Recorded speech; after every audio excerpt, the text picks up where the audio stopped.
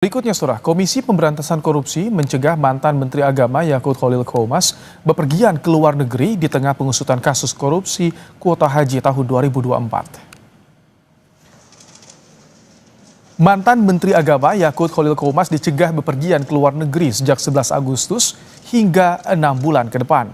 Tak hanya Yakut, KPK juga mencegah staf sus Yakut dan juga seorang pihak swasta pemilik tur haji dan umroh. KPK telah menaikkan status kasus korupsi kuota haji ke tahap penyidikan, tapi KPK belum menetapkan tersangka dalam kasus ini. Yang pertama, Saudara YCQ ya, Menteri Agama periode 2020-2024, kemudian Saudara IAA yang merupakan staf sus Menteri Agama pada periode tersebut, dan juga Saudara FAM yang merupakan pihak swasta selaku pemilik tur haji dan umroh gitu ya. Pencegahan ke luar negeri kepada para yang bersangkutan tentu dibutuhkan penyidik agar yang bersangkutan tetap berada di Indonesia supaya dapat mengikuti proses penyidikan ini.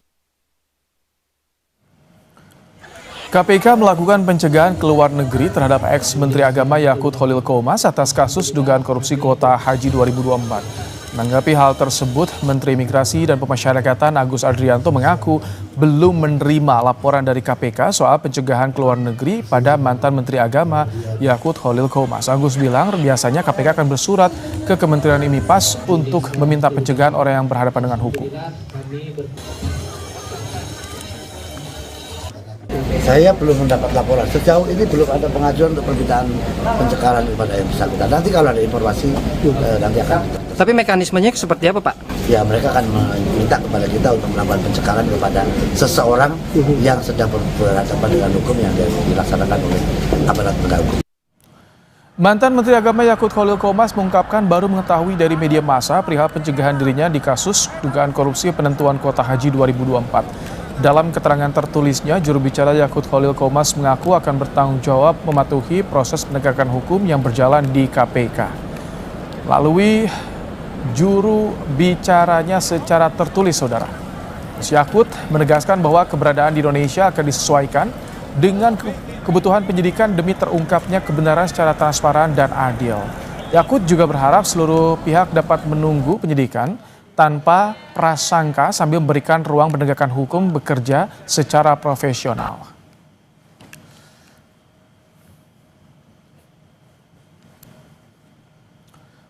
KPK telah mengungkap dugaan korupsi kuota haji diduga merugikan negara lebih dari 1 triliun rupiah. Penyidik mendalami pemberian perintah dan aliran uang ke sejumlah pihak.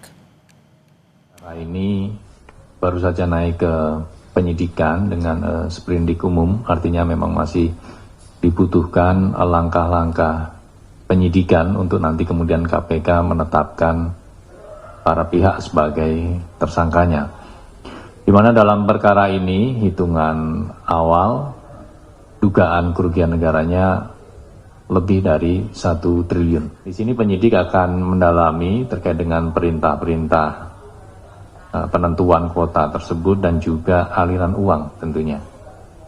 Ya, karena kan yang dikelola oleh para agen ini, ya kemudian kita akan lihat apakah ada aliran uang ke pihak-pihak tertentu.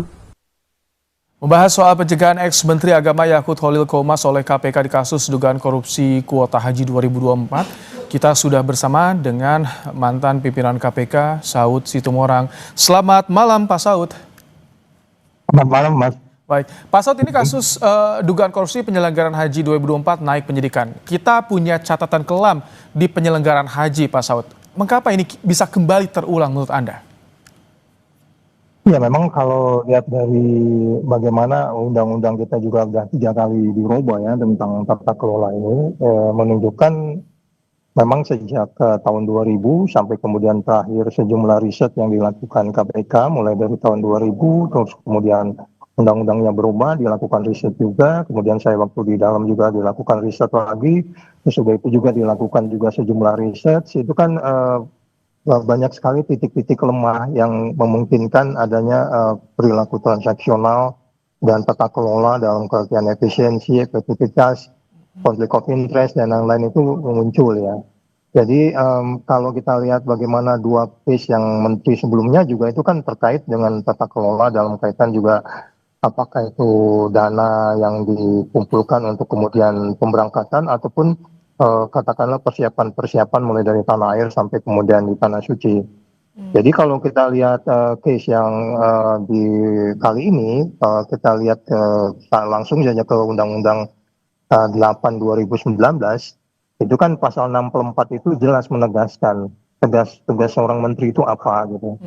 Nah dugaan saya memang terkait dengan yang disebut sebagai kuota yang seharusnya 69, 68, 62 dan 8% itu kemudian diubah menjadi 50 kuota itu menunjukkan itu tidak sesuai dengan pasal 64 Undang-Undang 8 2019. Jadi yang bertanggung jawab sebenarnya ya tentu di dalam pasal 64 itu yaitu menteri. Gitu Mas Brian. Seperti tadi salah satu yang Anda sebutkan itu termasuk modusnya juga, sebenarnya ada dana operasional menteri juga yang dimodus ini. Beberapa celah banyak yang rentan di praktik korupsi di sana. Ini memang susah ditutup celah-celah itu.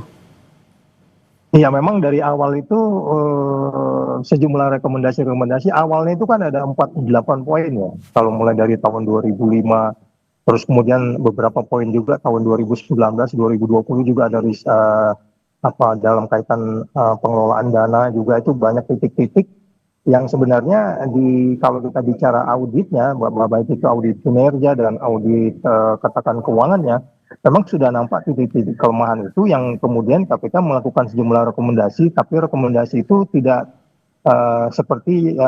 mulus seperti yang kita inginkan. Sehingga kemudian pertanyaannya adalah kalau kita lihat juga bagaimana 3 kali perubahan undang-undang itu kan arahnya kan sebenarnya itu ke tata kelola semuanya. Jadi rekomendasi, pengawasan, audit itu yang tidak perform sehingga kemudian orang bertanya apakah perlu lagi badan baru dan lain-lain. Itu semua kan arahnya sebenarnya bagaimana pertanggungjawaban dana dan memberangkatkan orang mulai dari rumahnya sampai kembali lagi ke rumah.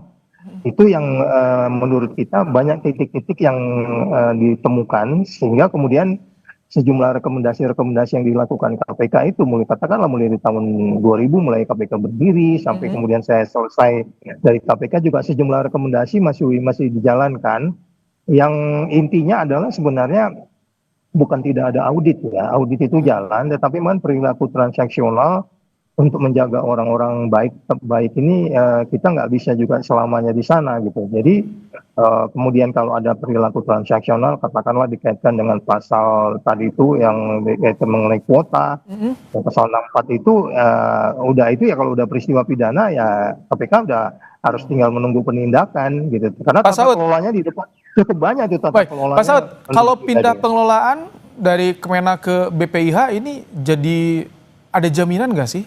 Pengawasan bisa lebih transparansi juga pengelolaan dananya. Yang jadi masalah kan main course-nya tetap sama.